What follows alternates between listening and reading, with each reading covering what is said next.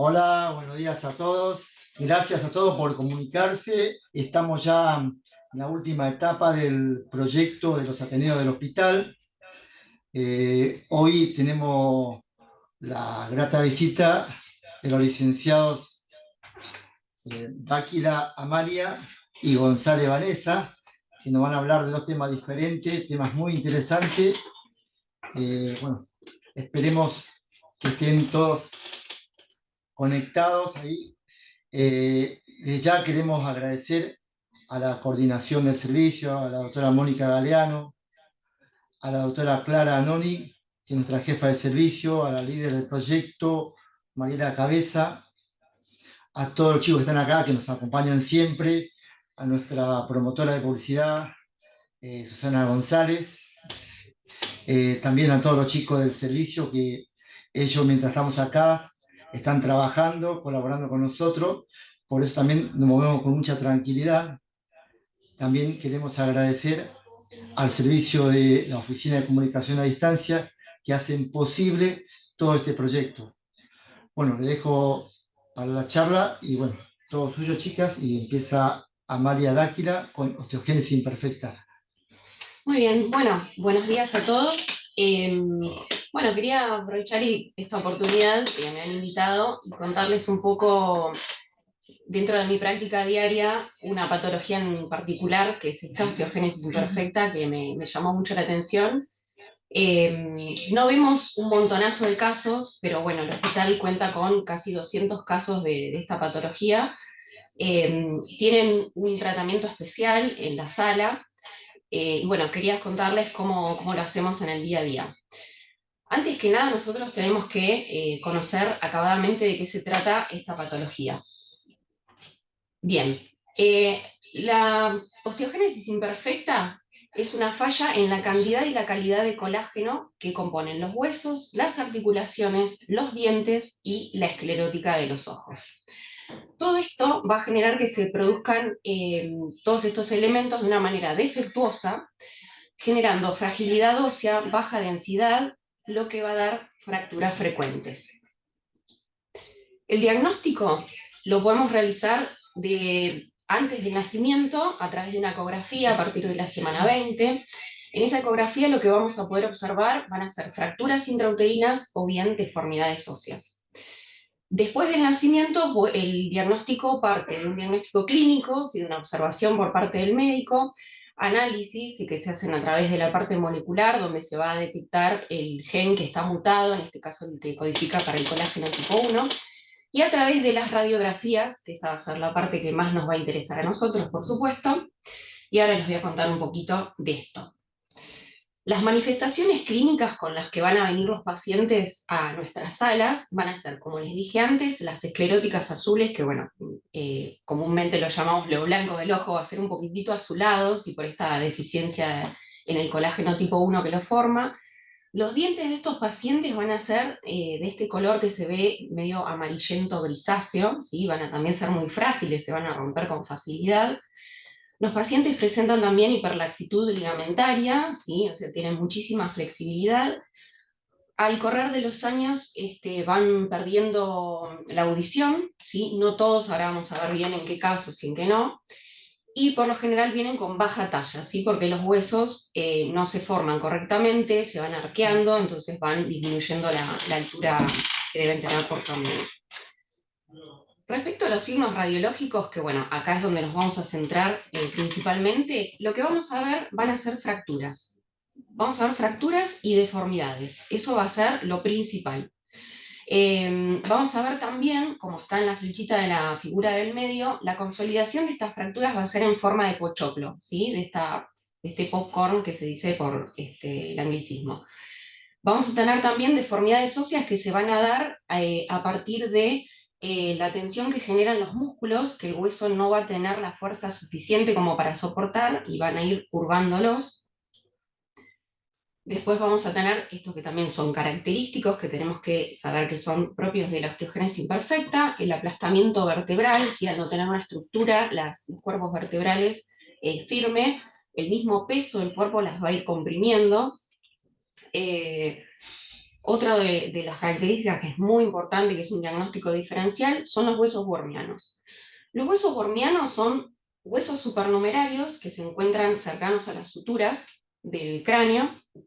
Nosotros todos tenemos cierta cantidad de huesitos wormianos, pero a partir de, contando de 10 en adelante, ya es patológico, ¿sí? Eso se da. Nosotros acá, en la plaquita que tenemos, no sé si se llega a ver que hay unas, en la parte posterior, en la parte occipital, tenemos como unas rayitas radiolúcidas, apenitas que eso, a ver si lo puedo señalar.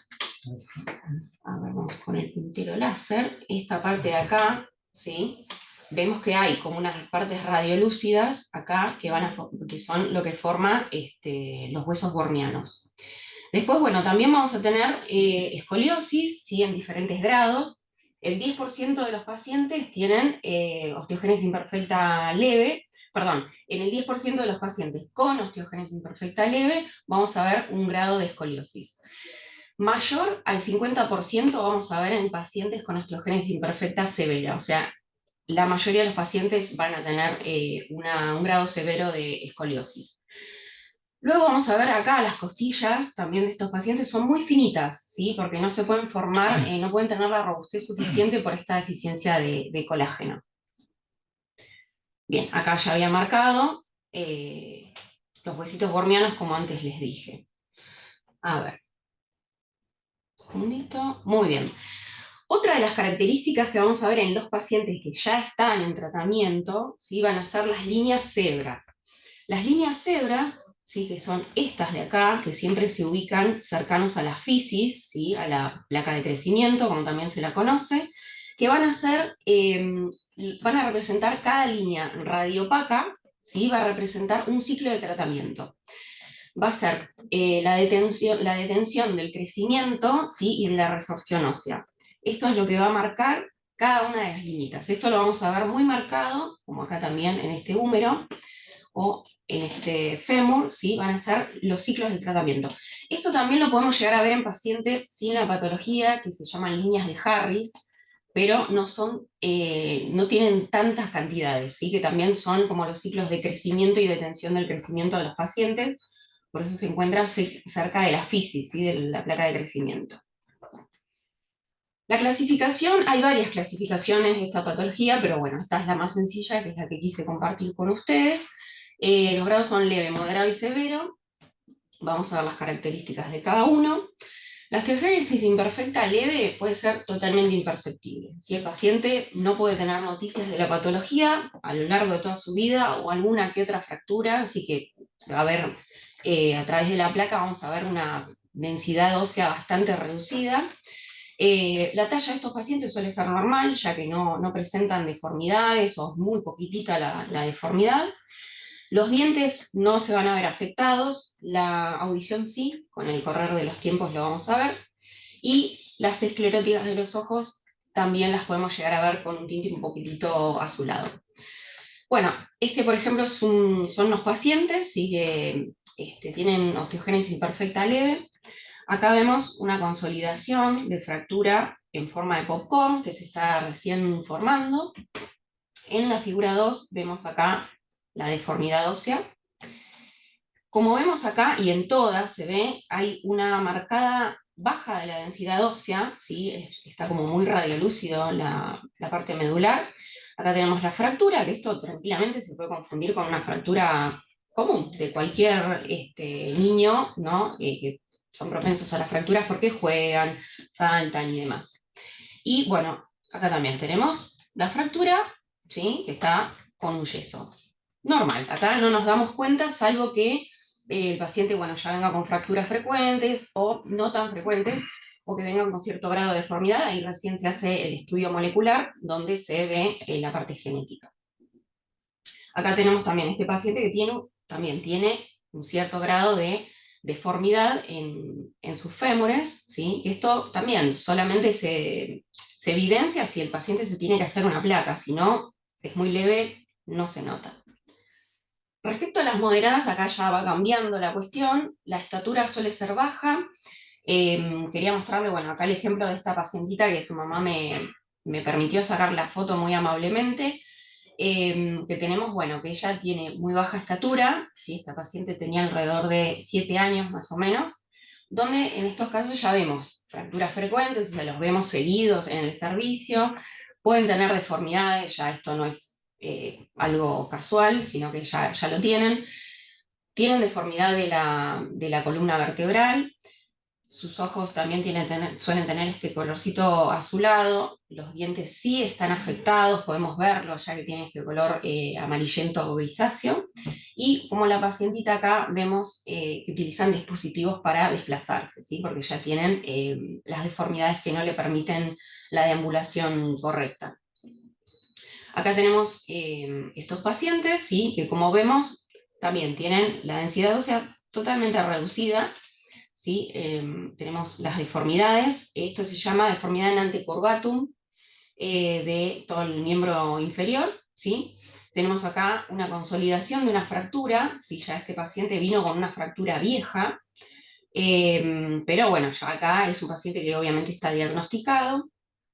Tenemos un grado de escoliosis ya marcado, ¿sí?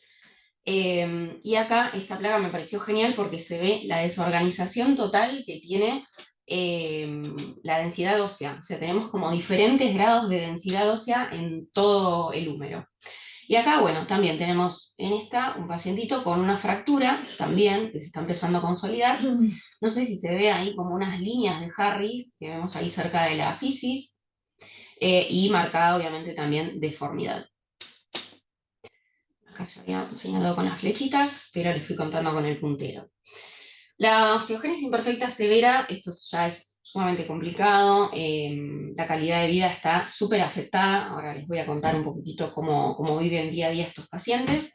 Estos pacientes los vemos muy seguido, vienen con fracturas frecuentes, múltiples en varias partes del cuerpo, se fracturan de la nada, con un pequeño golpe, con un movimiento inclusive.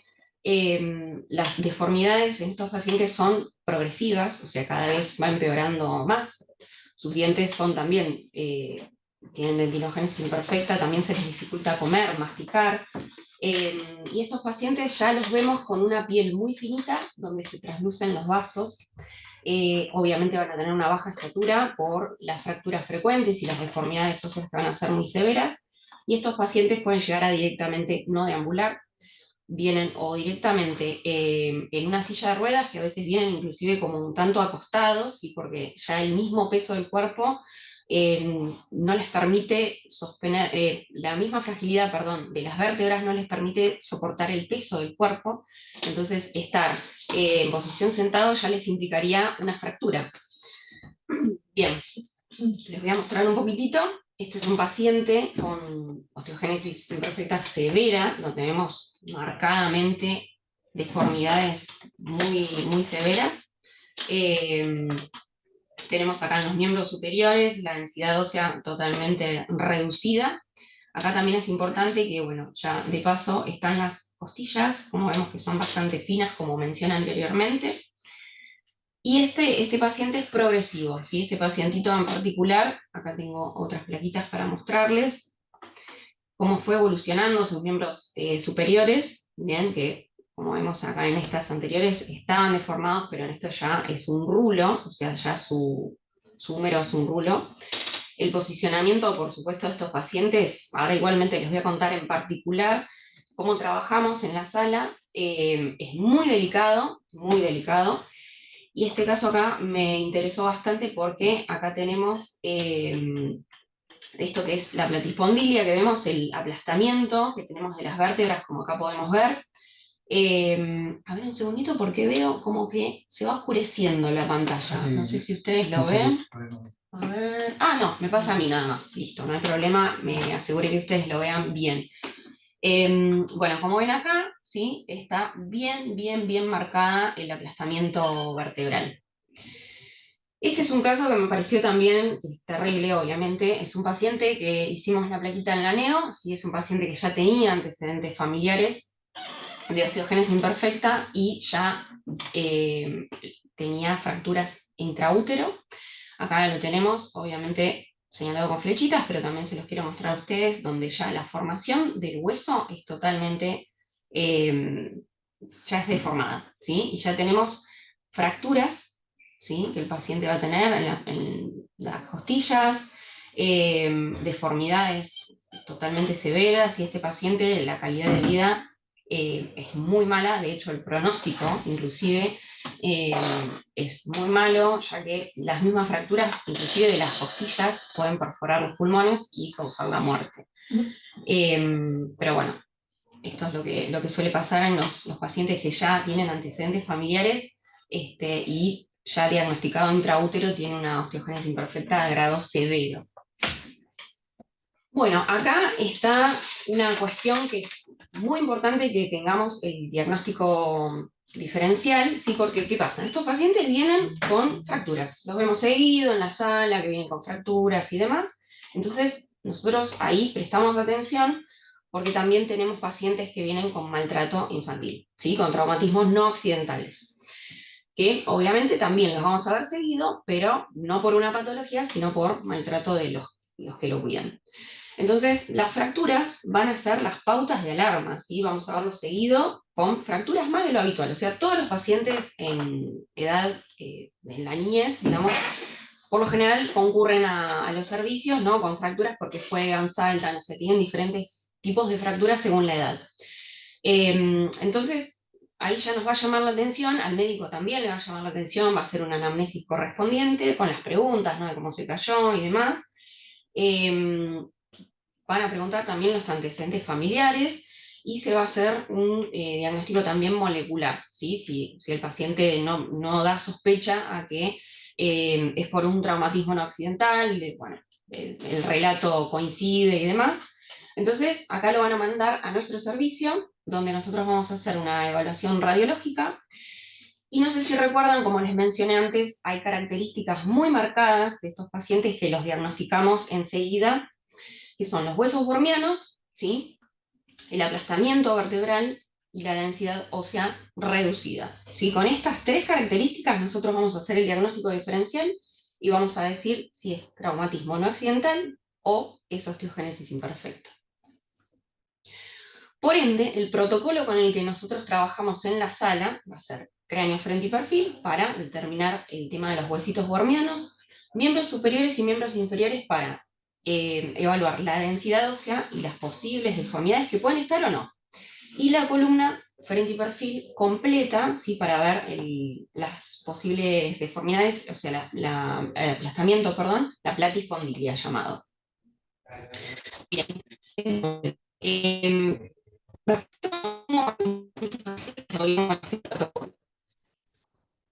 Son particulares que pueden cambiando o pueden medir en un dispositivo donde son fáciles.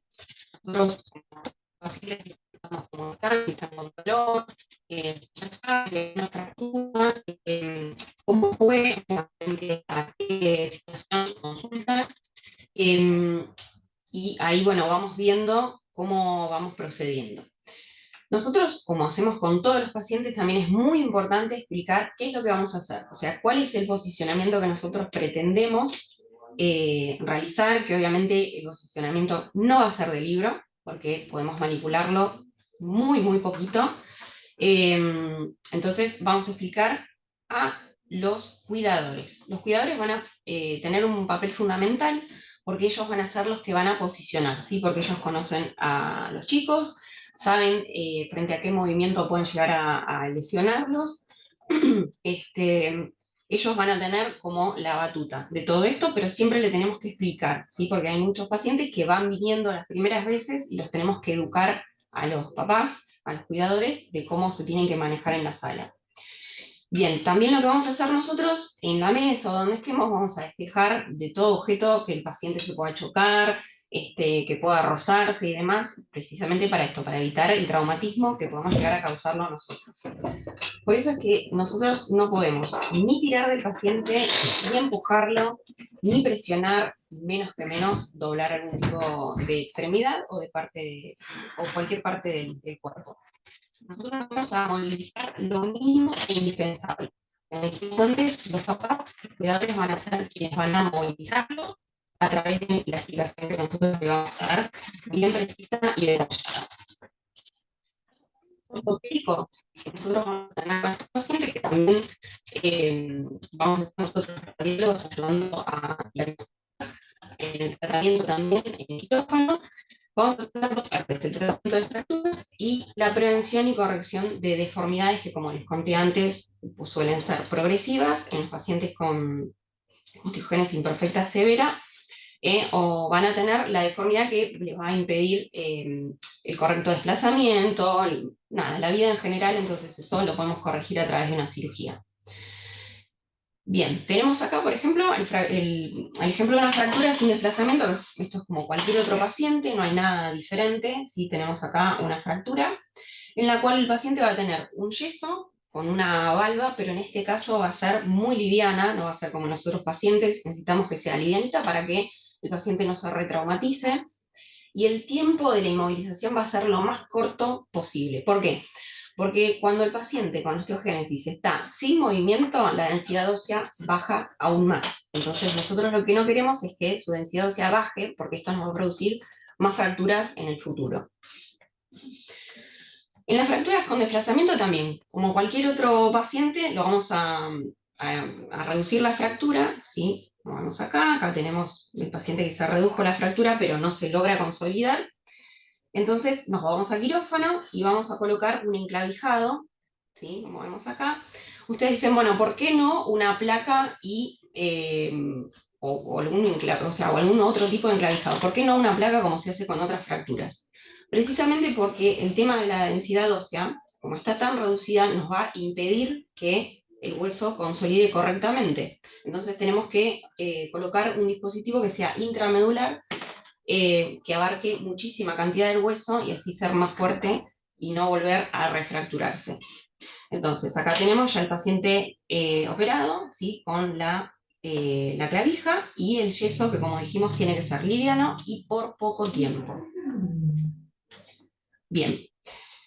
Respecto a las deformidades, como les decía, los huesos pueden deformarse y generar que haya una deformidad, para la redundancia, en los ejes del cuerpo, ¿sí? Esto se va a hacer a través de una osteotomía, ¿sí? Donde se va a corregir el lugar de ahora igual les voy a mostrar, se va a corregir el lugar de la deformidad y se va también con un clavo endomedular, que puede ser telescópico o no, ahora les voy a mostrar bien, y luego se coloca un yeso o una valva. Respecto a las escoliosis, el tratamiento va a ser igual que con cualquier otra escoliosis, ¿sí? Con artrodesis posterior, con tornillos pediculares, ¿sí? Pero con mucho cuidado, obviamente, porque, como dijimos antes, estos pacientes tienen la densidad ósea reducida y podemos llegar a producir alguna fractura extra.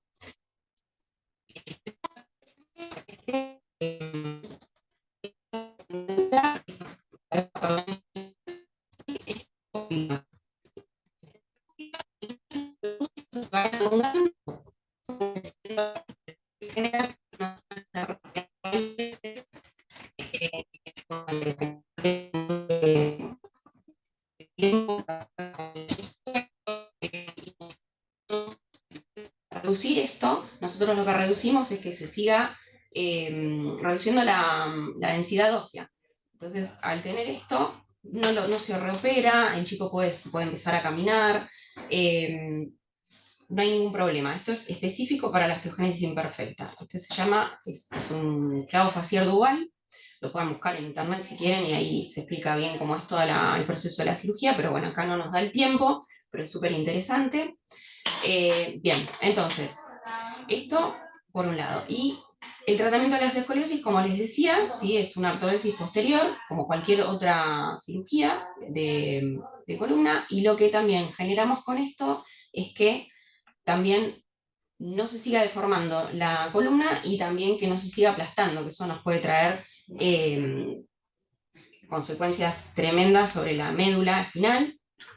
Así que bueno, estos serían los tratamientos que tenemos frente a las deformidades, ¿sí? Y respecto a la escoliosis que presentan estos pacientes.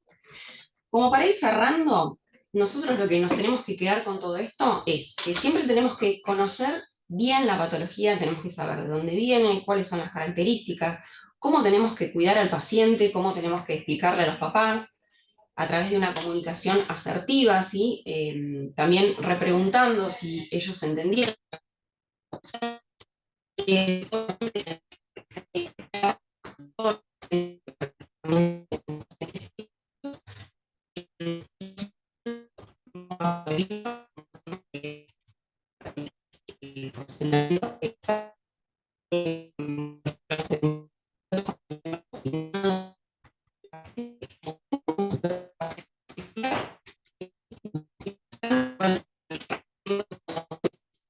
saber cómo vienen. Eh, es una atención muy personalizada la que hacemos con estos pacientes y tenemos que tener mucho cuidado, como les dije antes, de no mover, no torcer, no flexionar. El movimiento lo hacen los papás. Siempre despejar la mesa para que eh,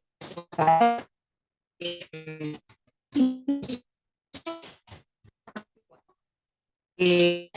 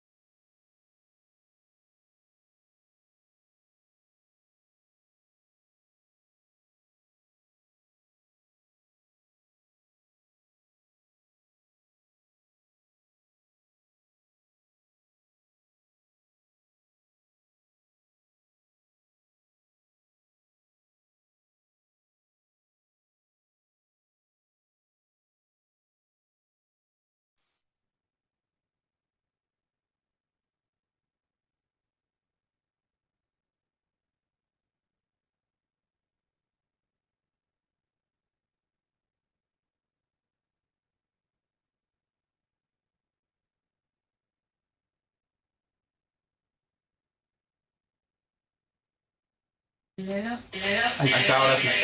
Ah, bueno, Bueno, ahora creo que volvimos. ahí está. Bueno, ahora lo dejamos en manos de la licenciada Vanessa González, que tiene un tema muy interesante con respecto a la calidad, que nos interesa a todos. Bueno, Vale, todo tuyo. Bueno, buen día a todos. Mi nombre es Vanessa González. Hace 16 años que soy parte del equipo de radiología convencional. Bueno, en esta presentación vamos a explorar la importancia de la calidad en radiología. En nuestro servicio, calidad se refiere a la precisión diagnóstica, a la atención oportuna, al trato respetuoso y, por supuesto, a los protocolos de seguridad.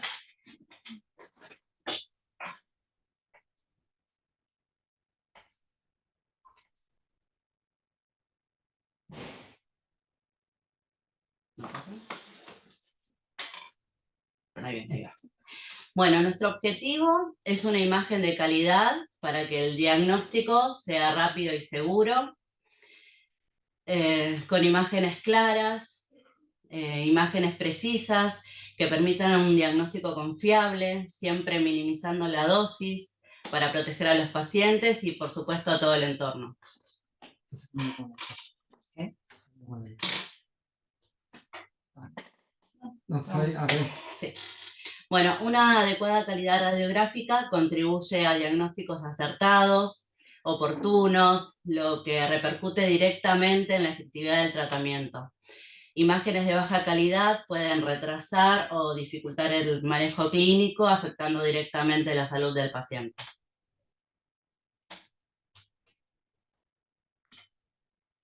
Bueno, en este caso, luego de revisar muchos de los espinogramas, eran espinogramas realizados en una de las salas, informamos la baja calidad de las imágenes y el personal de electromedicina se presentó, realizaron la calibración correspondiente y así eliminaron las fallas técnicas. Bueno, este es otro ejemplo de una imagen radiopaca que se empezó a visualizar en las radiografías realizadas en la mesa de una de las salas. Esto fue después de una calibración. Y bueno, era un cuerpo, se podía interpretar como un cuerpo extraño, así que lo informamos, se realizó la limpieza correspondiente y luego se verificó la ausencia de dicho artefacto. Y bueno, aprovecho para agradecer a la gente de PACS, que bueno, siempre están para borrar estudios y para grabar algún CD. Gracias. Bueno.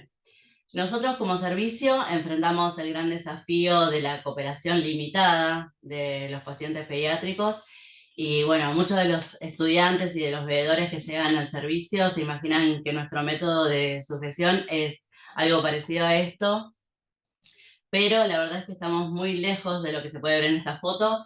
La idea es que los pacientes pasen por radiología y que sea de la forma menos traumática posible. Bueno, la cooperación de los padres o de los acompañantes es necesaria a la hora de la sujeción, siempre tomando todos los recaudos de protección. Y bueno, como pueden ver acá, nos ayudamos con bolsas de arena para evitar movimientos que son movimientos innecesarios y la repetición de la imagen. Bueno, he llegado a poner 3 bolsas de arena y bueno, tienen una fuerza los chicos. Bueno, otro método de inmovilización son los telgopores, que nos permiten sujetar al paciente de manera segura y así obtener una imagen sin artefactos de movimiento. Bueno, al tórax lo realizamos acostado para obtener una mejor inmovilización sin afectar la calidad de la imagen. Este es el tórax del chiquito de la foto anterior, del paciente anterior. Es un tórax anteroposterior con una angulación aproximada de 10 grados podálicas para contrarrestar la lordosis de la columna. Bueno, en pacientes más grandes que comprenden las indicaciones, lo realizamos de pie y según la patología que refiere, realizamos el perfil. Estas son las imágenes del paciente anterior. Bueno, este paciente iba a entrar a cirugía, por eso por protocolo realizamos un frente y un perfil de tórax. Bueno, sale todo bien y la verdad que no. El movimiento involuntario o la resistencia del paciente a la sujeción pueden comprometer la calidad del estudio y bueno, esta situación puede resultar en artefactos por movimiento y la necesidad de repetir la placa. Siempre le digo a los estudiantes que cada paciente es especial que se tomen su tiempo, que le expliquen al padre qué es lo que van a hacer, cómo lo van a hacer, y que si no lo pueden inmovilizar, que no sigan, porque se van a dar vuelta y el paciente va a estar sentado en la mesa. Bueno, el primer paso para determinar la calidad de la imagen y garantizar la seguridad comienza, podemos decir, un poco con nuestro criterio técnico, nuestra capacidad de decidir si está todo bien programado, es lo que evita errores antes de hacer el disparo. Nosotros ya no tenemos que calcular la dosis para cada paciente, ya que el sistema lo hace por nosotros. Esto bajó bastante la tasa de repetición por un mal cálculo manual. Sin embargo, esta dependencia del control automático de exposición le trae al técnico un nuevo desafío, porque si yo selecciono la cámara incorrecta o centro el área de interés fuera de la cámara, el control automático de exposición me va a mostrar una imagen con una dosis incorrecta. Y este cabo me sirvió justo de ejemplo cuando estaba con el grupo de estudiantes, porque bueno, este paciente refirió entender lo que íbamos a hacer, la madre esperó detrás del biombo y al momento del disparo el paciente se echa hacia atrás, el detector sensa aire en una parte de la cámara, el sistema corta el disparo, asumiendo que ya alcanzó la dosis debido a la rápida atenuación del aire, y obtenemos una imagen con mucho ruido y bueno, la cual tenemos que repetir. Así que bueno, la madre salió detrás del biombo, dedo en la pera, la otra mano sobre la cabeza del paciente y bueno, repetimos el estudio. Una posible solución es que en proyecciones con riesgo de movimiento se use siempre la técnica manual. Bueno, en este caso, este es un paciente de 3 meses con diagnóstico de osteogénesis imperfecta. La característica principal es la osteopenia, que son huesos muy poco densos. Así que lo apropiado es desactivar el control automático de exposición, reducir el kilovolt y el miliamper segundo que sea de moderado a bajo, ya que la radiación atraviesa el hueso muy fácilmente. El sistema corta el disparo y obtenemos una imagen poco penetrada. Se usó para estas radiografías técnica manual. Bueno, ante la detección de discrepancias en la configuración que vemos en la pantalla, como técnicos, como licenciados, podemos intervenir activamente para modificar los ajustes antes de realizar el disparo. Bueno, y de esta forma evitamos una exposición de baja resolución o muy sobreexpuesta. Podemos ver si hay alguna irregularidad con las cámaras o podemos cambiar el kilovolt nosotros. Bueno, la formación continua del personal técnico es clave para garantizar un manejo adecuado de los equipos y la correcta ejecución de técnicas radiológicas que están orientadas a la seguridad y a la calidad en pediatría. Se integran permanentemente nuevas tecnologías. Espera que me pasa.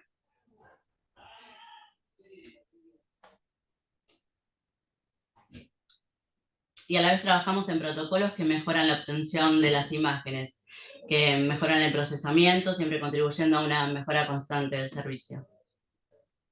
Bueno, en la población pediátrica, y especialmente en los pacientes más pequeños con patologías que requieren seguimiento constante, nuestra responsabilidad creo que es mucho más grande.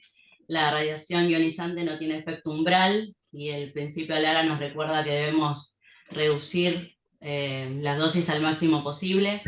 Los niños tienen por delante una mayor esperanza de vida, lo que significa que el impacto biológico de la radiación se extiende a lo largo de décadas. Cada dosis recibida hoy se va a acumular aumentando el riesgo de efectos estocásticos. Colimar siempre para reducir la exposición innecesaria, ajustando el campo para proteger los tejidos sensibles. La colimación es una demostración directa de nuestro compromiso con el principio ALARA. Bueno, utilizamos estrictas normativas para proteger tanto a los pacientes como al personal. La radioprotección es una prioridad fundamental y se aplica a través de barreras físicas. Los padres con chaleco y con chalecos y el protector tiroideo, o detrás del biombo si solo acompañan. Bueno, contamos con la cartelería y dispositivos en las puertas. Si la puerta se abre, el equipo no dispara. Y si hablamos de protocolos, lo ideal es estandarizarlos, unificarlos para trabajar todos de la misma manera y poder adaptarlos a la población pediátrica. También es importante la evaluación y actualización de los pedidos radiológicos que se van modificando, nos pasa mucho con traumatología. Y bueno, el trabajo del equipo de radiología es constante, es de gran volumen. Por ejemplo, durante el periodo de abril a julio, el trabajo de salas, portátiles y quirófanos fue casi de 25.000 estudios. Más o menos es un promedio de 5.000 estudios en sala, 1.500 portátiles y 150 quirófanos por mes.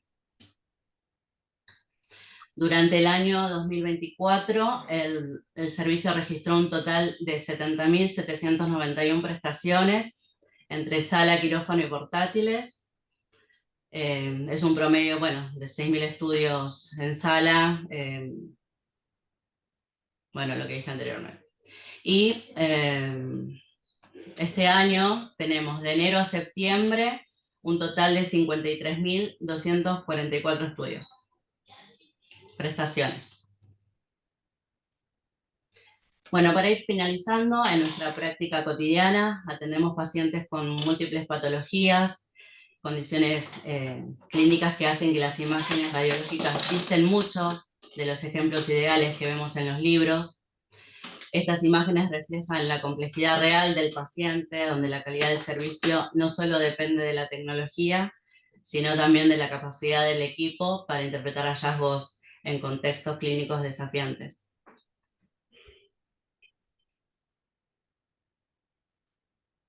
Bueno, esta frase me gustó, que dice: la calidad en radiología no se mide solo por la nitidez de la imagen, sino por la capacidad de adaptarse a la complejidad del paciente.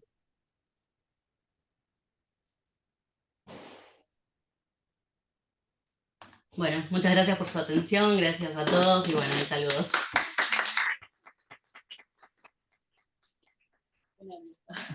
Bueno, antes de leer las preguntas, un par de preguntas que hay en el chat, seguro que ahora van a aparecer la mayoría.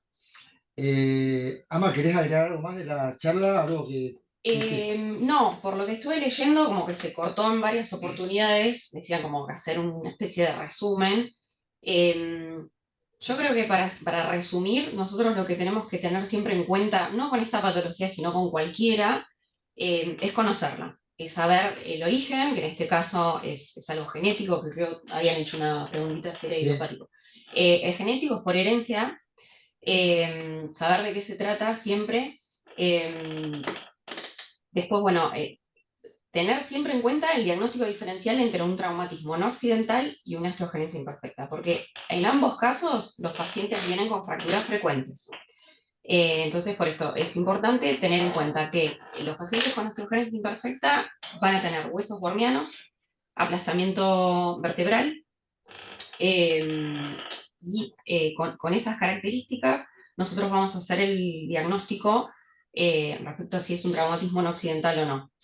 Por eso los protocolos que nosotros utilizamos son cráneo, frente y perfil, para ver el tema de los huesos bormianos, columna, frente y perfil, también para ver el aplastamiento, y los miembros, ¿sí? Como para ver si hay algún tipo de deformidad y demás.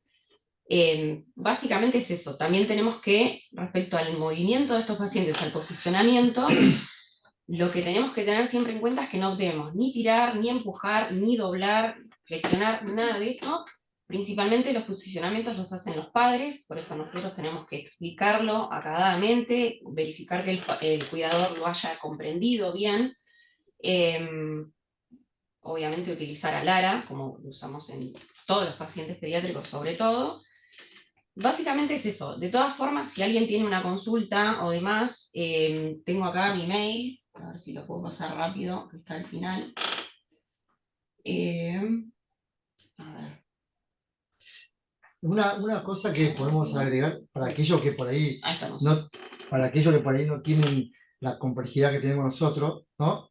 Si vos tenés un caso que sospechás, como dice Ama, de que sea un maltrato, una osteogénesis, se hace una placa de columna lumbar de perfil y la diferencia, como decía Ama, la diferencia entre una osteogénesis y un maltrato es que en la osteogénesis vas a ver la placa espondilia, ¿no? Que es como un platillo de Claro, batería. el aplastamiento vertebral. Exacto. Sí. Y en el otro lo vas a ver quizás con fractura, pero siempre conservando su estructura. Y otro, como decía María también, el tema de hacer un cráneo de perfil, donde vos vas a ver si es una osteogénesis, todos los huesecillos, ¿no? Que se llaman hueso wormiano, y en un chiquito esos huesos van desapareciendo, se van uniendo y se van, como decía ella en la charla, se van solidificando y se arma todo como una parte lisa, ¿no? En cambio, en el chico wormiano, el chico con osteogénesis se va manteniendo a lo largo del tiempo, hasta llegar a también, en algunos casos, a la edad adulta, ¿no? Y, y otro detalle, también el tema de las corticales de los huesos. Un maltrato conserva la estructura de las corticales, en cambio, en los chicos con osteogénesis siempre tienen como forma de S, como una cortical muy fina, ¿no? Que eso hace que lo podamos diferenciar en aquellos lugares donde no hay tanta complejidad y tanta estructura, porque no es un diagnóstico tan fácil, ¿no? No, A nivel de imágenes. claro, y además otra de las características también es la baja densidad ósea, eso es fundamental. Un paciente que viene por un traumatismo no accidental o que viene con una fractura, nada, por haber jugado, caerse, lo que sea, la densidad ósea está conservada. En estos pacientes no, entonces eso ya, hagamos la placa que hagamos, por ejemplo, si es una fractura, no sé, de codo, por ejemplo, vamos a ver la densidad ósea reducida. Eso también nos va a dar como una pauta de que puede llegar a ser una osteogénesis. Pero bueno, básicamente acá, como dijo Mar también, se trata de eso, de tener siempre en cuenta el posicionamiento del paciente, tener mucho cuidado, que no va a ser de libro, obviamente como dije anteriormente, porque hacemos lo que podemos conservando siempre la salud del paciente, la estructura del paciente, ¿no? Que es que podemos generar fracturas precisamente por intentar posicionar. Pero bueno, básicamente es eso. Y teníamos dos preguntas. Si la osteogénesis imperfecta es idiopática, no, es por herencia genética. Por eso siempre si los padres tienen un antecedente y van a tener un bebé, se hace un estudio, se hace un seguimiento bastante marcado de todo el desarrollo intrauterino, como para ir ya adelantándose, ¿no? A cuando el chico nazca, tener las herramientas suficientes como para mantenerlo, digamos, lo mejor que se pueda en la calidad de vida, o tener como ciertos recaudos en el momento también del nacimiento, ya que pueden presentar inclusive fracturas intrauterinas o que sean producidas durante el parto, aunque no sea un parto natural, también se pueden producir fracturas por el simple hecho de movilizarlo, digamos.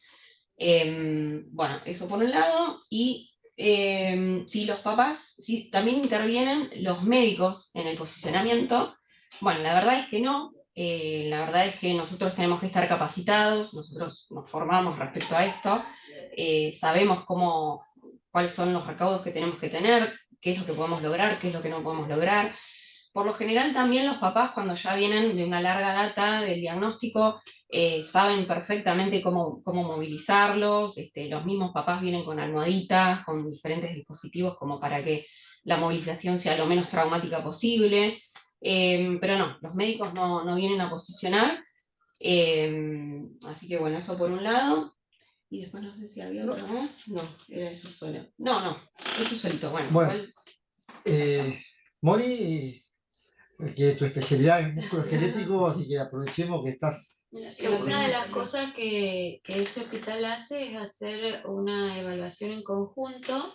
Es cierto, el traumatólogo ya es como que tiene esa confianza en decir, anda que te hagan la placa, y eso es gracias al esfuerzo que tuvieron todo el equipo técnico, cada uno de ellos, tanto de la mañana como de la tarde, y también los del fin de semana que vinieron a formarse durante la semana, tienen la capacidad de saber cómo se tratan este tipo de pacientes. Es cuestión de ir a hablar con el traumatólogo, a hablar con la persona que está tratando estos pacientes, y del otro lado seguramente primero les va a llamar la atención porque yo digo, debería ser común, pero no lo es, el hecho de preguntar antes de actuar, digamos. Hay que tener un poco de paciencia, los padres lo tienen porque lo saben, que si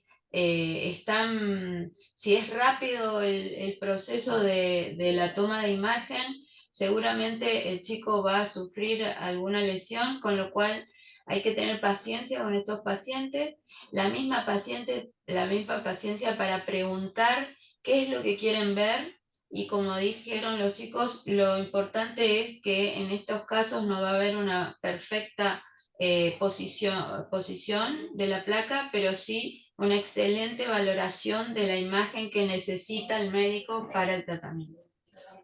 Eso yo lo relaciono con lo que hablaba Vanessa, con el tema de la calidad. A veces usamos la cámara, otras veces manual, y esto, haciendo ese jueguito, ¿no?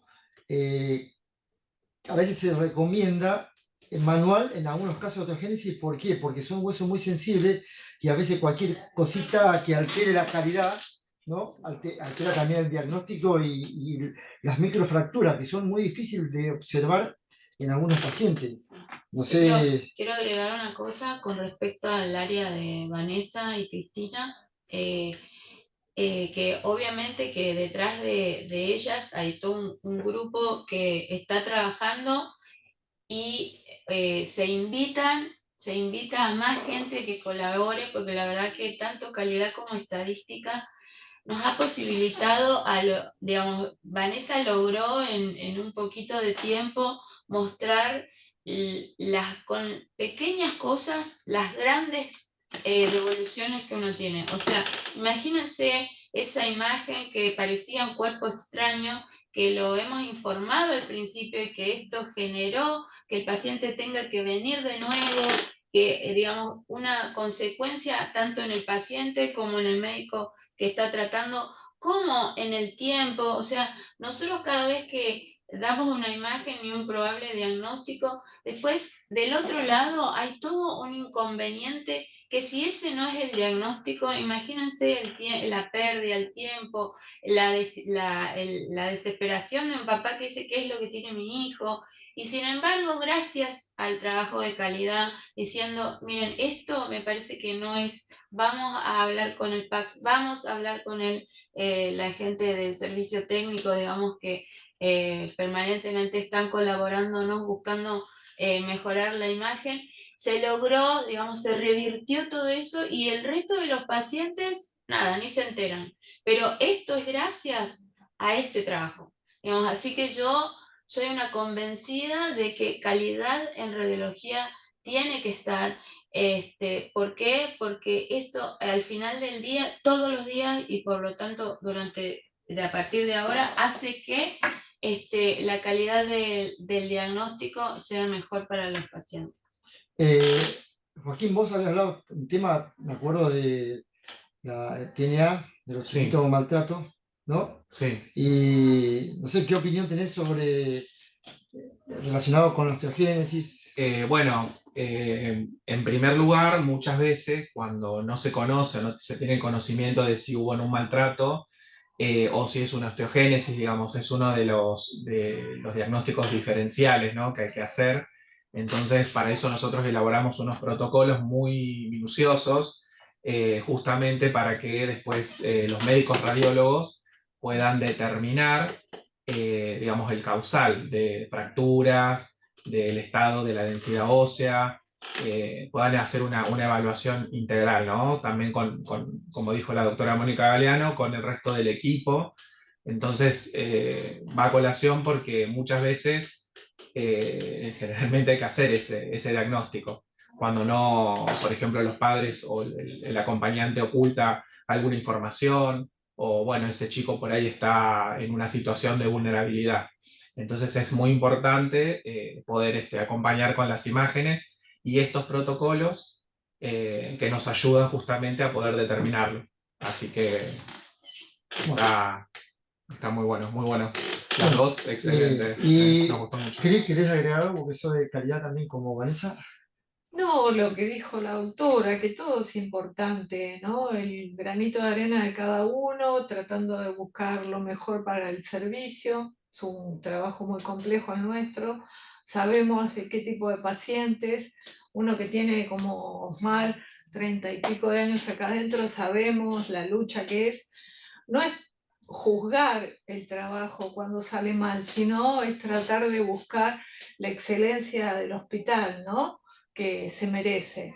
Sabemos que siempre es complejo, que sufrimos con el dolor de los pacientes, de los padres, de las patologías complejas, pero bueno, poniendo un poquito de buena voluntad sale todo bien.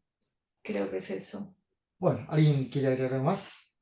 Bueno, chicas, muchas gracias y Gracias. la verdad fue un placer. ¿Este año termina? Tenemos noviembre, bueno, estamos preparando un tema por ahí sorpresa y bueno, ya sería el último Ateneo de este año, el último Para que proyecto. pongan qué quieren para el año que viene. Sí, le había puesto en el chat, sí, si alguno tiene algún tema en especial, ya sea de patología, posiciones, de algunas especialidades. Recuerden que tenemos múltiples especialidades en el hospital, tenemos medicina nuclear, resonancia, radioterapia, intervencionismo, hemodinamia, tomografía, o sea, Pablo, sí, ¿cómo no? pueden hacer sus sugerencias al perfil de Instagram. Exacto. O sea, es el medio de comunicación. Es @imágenes.hg. Bueno, muchas gracias y bueno, nos Gracias. vemos en noviembre si Dios quiere. Gracias por Chao. conectarse. Chao.